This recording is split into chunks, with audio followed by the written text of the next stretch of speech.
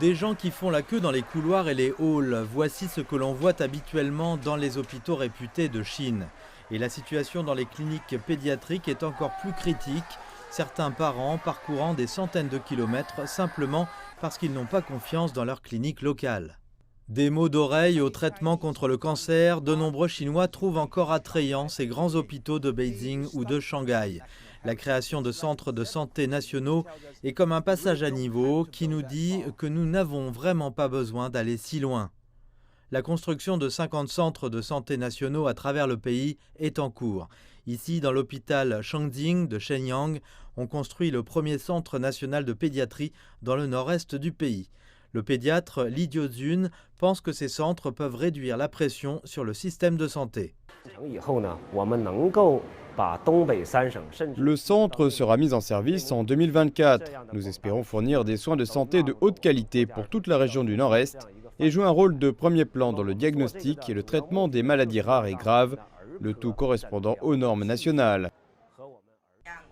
Selon la Commission nationale de la santé, le nombre de visites dans les meilleurs hôpitaux a augmenté de près de 24%, passant de 1,8 milliard en 2020 à 2,2 milliards l'année dernière. Prenons l'exemple de la pédiatrie, le pays compte un très grand nombre d'enfants et il est difficile de faire en sorte que chaque enfant puisse recevoir des services médicaux de qualité près de chez lui. Le gouvernement central a procédé et continuera de procéder à des évaluations strictes pour ce projet, non seulement pour les services médicaux que nous fournissons, mais aussi pour nos ressources en matière d'éducation, de recherche et de développement, de contrôle et de prévention des maladies, ainsi que de gestion quotidienne.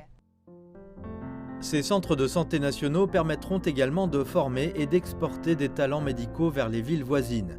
Même si la pénurie de pédiatres est depuis longtemps un problème en Chine, Zhao Yuhong estime que le défi amène le progrès. Ce sera une courbe d'apprentissage pour nous dans la mobilisation des talents. Nous allons diviser nos talents en unités et former le personnel médical pour différents rôles et départements. Le plus important étant d'améliorer la culture des jeunes pédiatres pour répondre à la demande nationale.